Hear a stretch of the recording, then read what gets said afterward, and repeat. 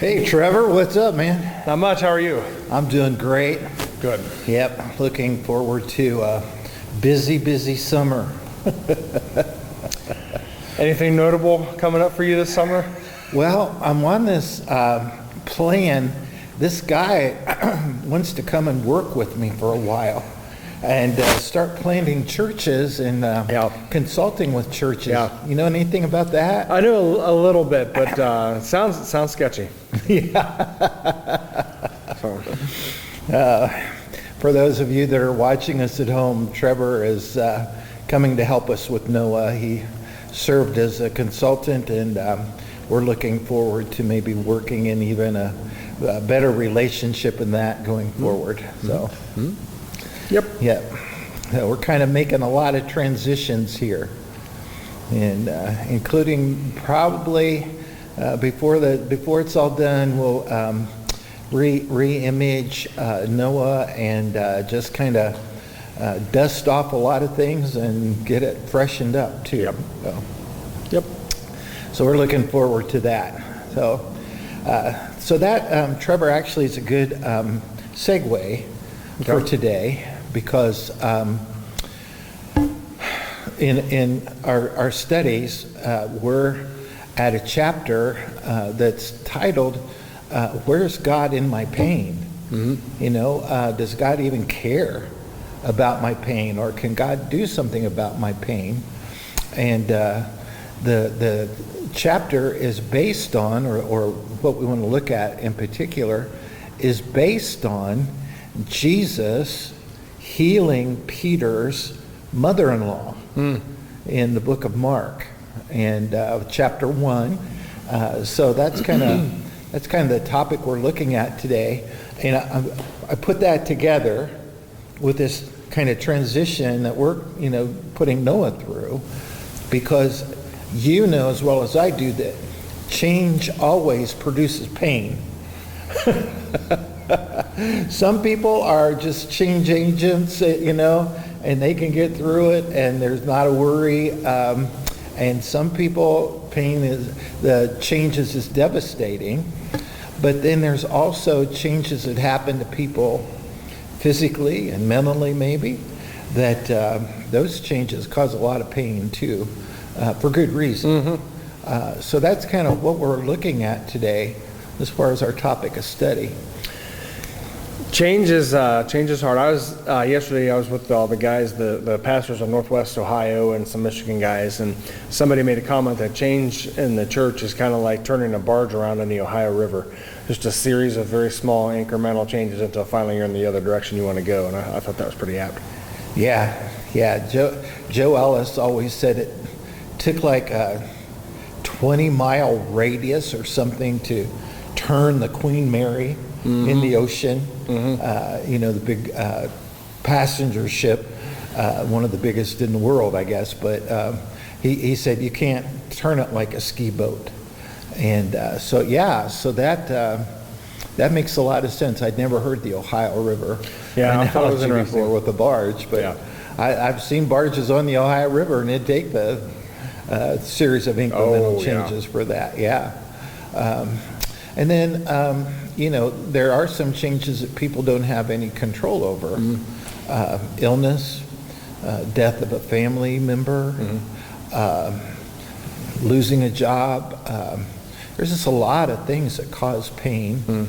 And I know one of the themes, I guess, that you hear is people questioning, well, where's God in all this? Why is God doing this to me? Why are we having this pain? Especially if it's not self-inflicted. There are some pains that you go through. It's like, if I could do that over again, I wouldn't be feeling the way I do. But pain that's not self-inflicted, it's just we live in a broken, fallen world, and part of that is sickness and death and those other things. So what's your thoughts on that? I know that you've had some life experiences that were not pleasant. I have had some life experiences that were not pleasant. And I mean, some of them are ministry, some of them are personal. The adoption stuff for us was a big deal. That's been a big change and adjustment over the years, and pleasant and unpleasant. There's good and bad with all that. Ministry stuff, there's definitely, change and transition that's challenging and that's hard. And even honestly in ministry, even when it's good, if you bring a congregation to where they're going to be okay whenever you leave, you're going to be okay when you leave, they're still hard. It's still friendships, it's still change and transition and everything. So there's a lot of dynamics. And I think with change, the domino effect is real whenever you make changes. And a good leader, and I don't even mean every organization, but just as a father, as a husband, whatever you're leading, a good leader can say, okay, if I make this move, the natural reaction is probably going to be this, and this. You can anticipate and play chess with change a little bit.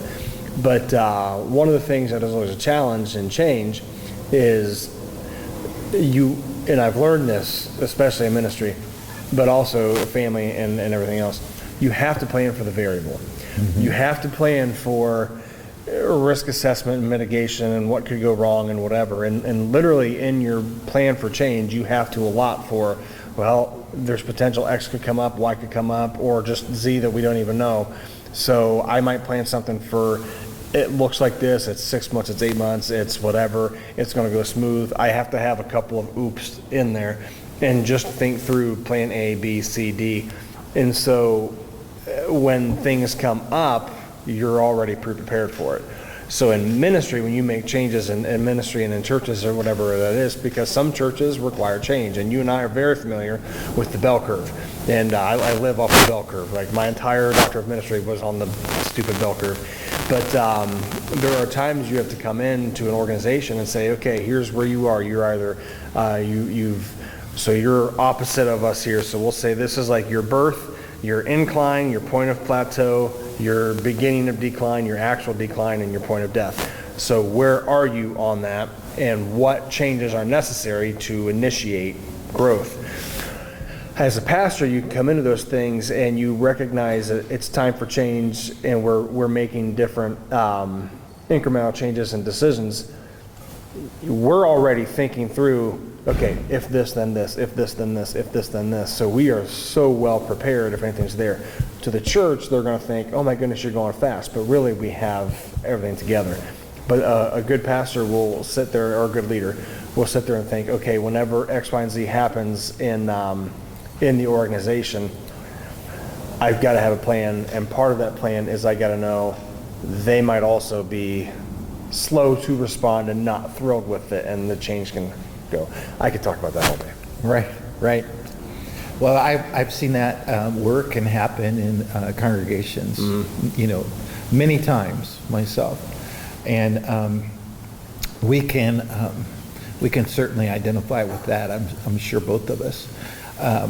So, one of the principles, though, that would be very similar is if you're going through a change, even a health change, and you say, where's God in all this? Why is this happening? I have a little bit different perspective. I went to India a long time ago, in 1978, and I was there for a month, and the missionary that we went to visit his work put us together. We taught in 3 different languages through an interpreter at 2 of the local Bible colleges they had established. And then we did teach during the day, and then in the afternoon and evening, we'd go out to different villages and preach. And so we went to a village to preach, and after the service, I'll remember this, I think, till the day I die. After the service, we went to a home, and there was an elderly gentleman there, and his family was there, and one of the family members took us there. So they knew we were coming, and we were there, at their invitation. And we're like, what can we do? How can we help you? And they said, we just want you to pray for us. We need you to pray for, our grandfather, who's sick. And I'm not a doctor, but he had something really, really serious wrong.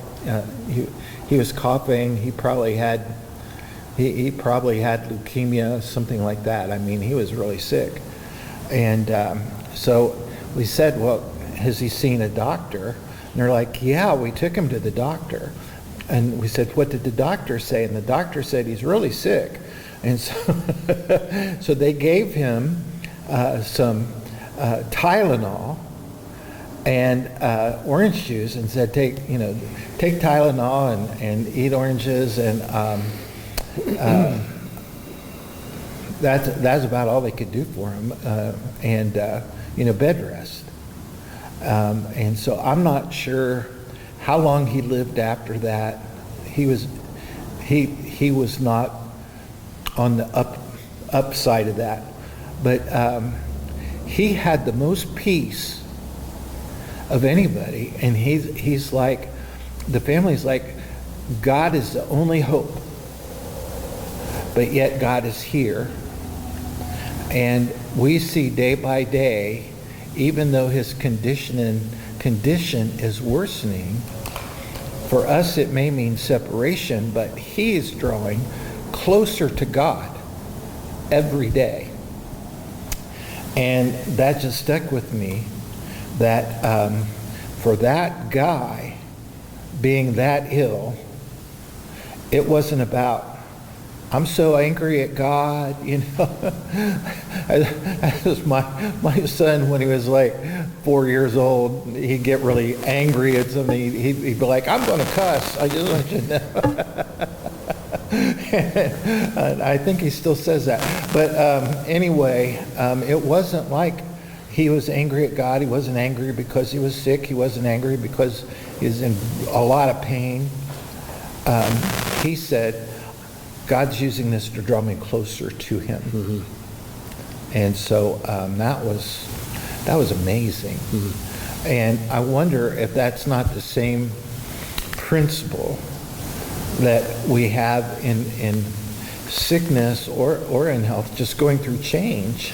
That's a variable, and I think him being sick, that's a variable. It is something that came up and disturbed. It was unexpected, and it disturbed his plan for life. Peter's mother-in-law, it's a variable, the illness and stuff there. It distracts from everything. I think the ultimate question is, number one, we have to realize that God has allowed the variables. So if there's something that comes up and it's really crappy, God has allowed that. Maybe he's done it, maybe he's not, but he's allowed it. He's in his sovereignty permitted that to happen. The question is, how do we handle that? And I think that's a good instance of this is how they handled it. They had a good outlook on it. And I think also we as Christians, we need to operate with more of an eternal mindset. Is too often we get stopped by thinking, I have X amount of years to do X amount of things.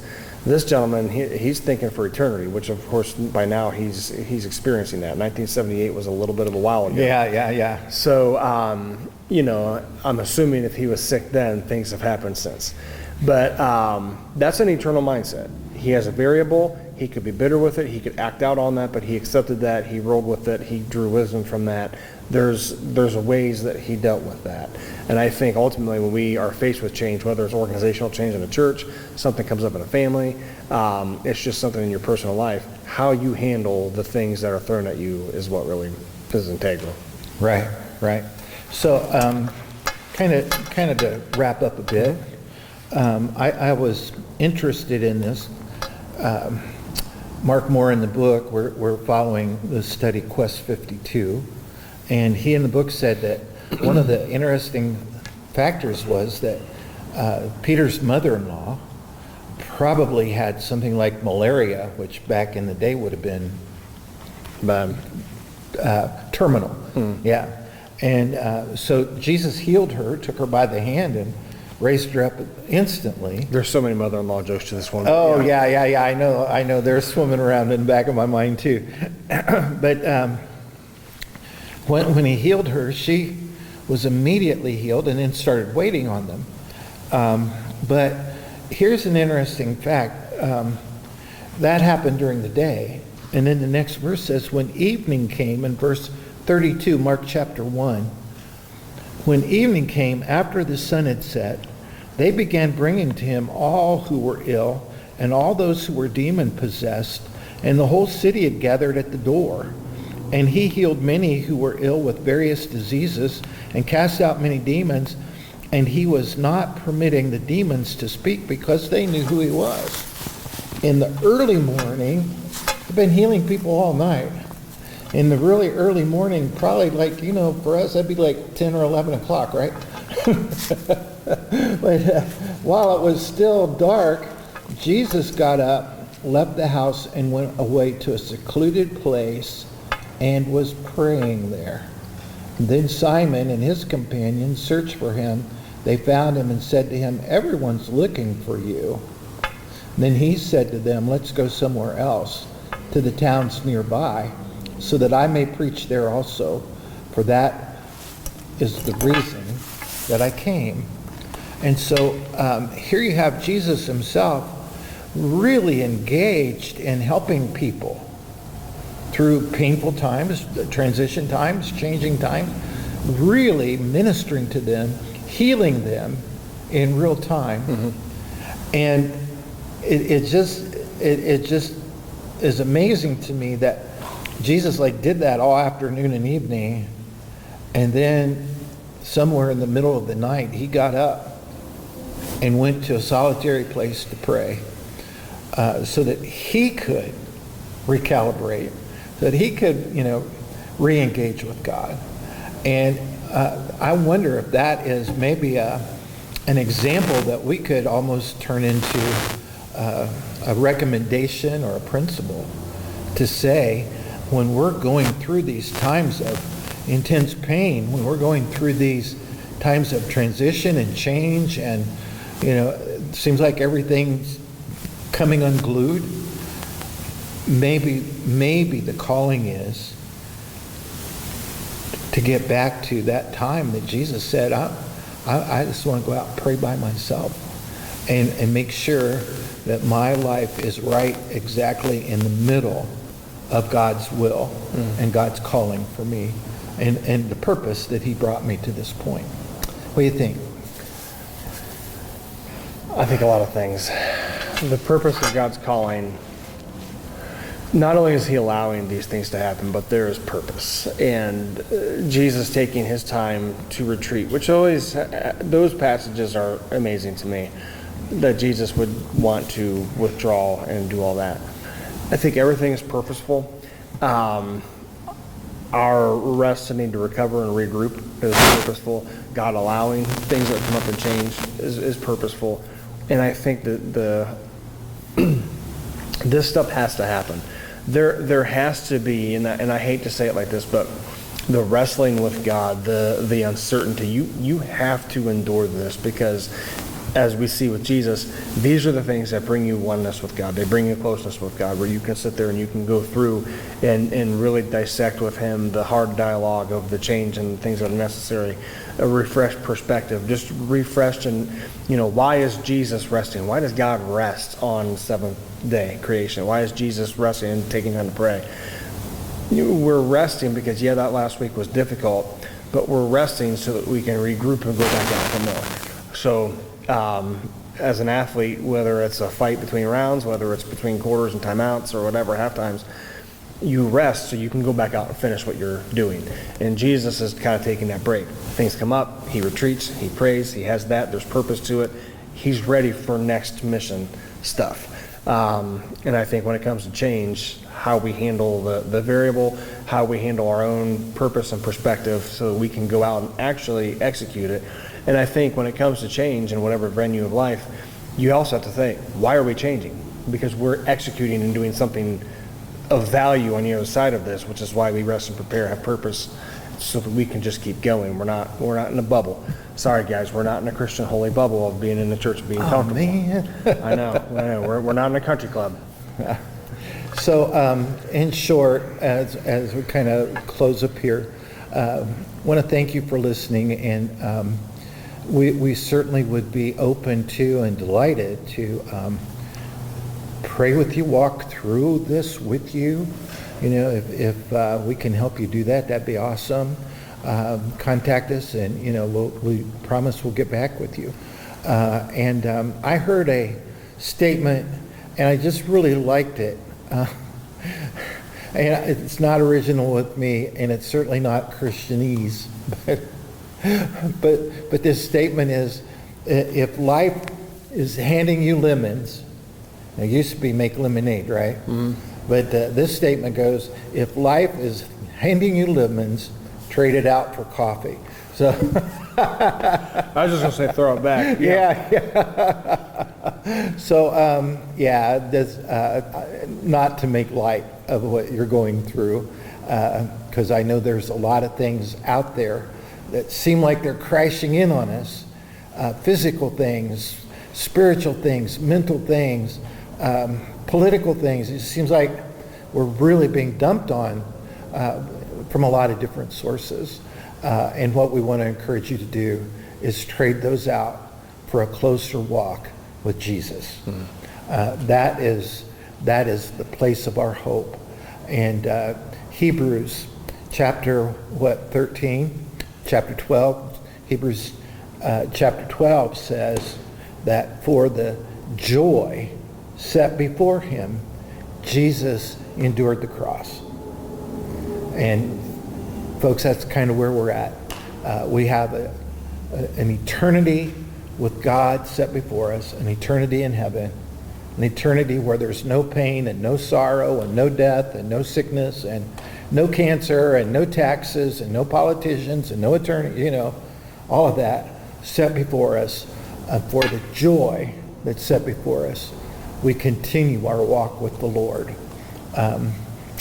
because that will be our reality. Mm-hmm. And that's certainly better than trading it out for more lemons. Mm-hmm. So.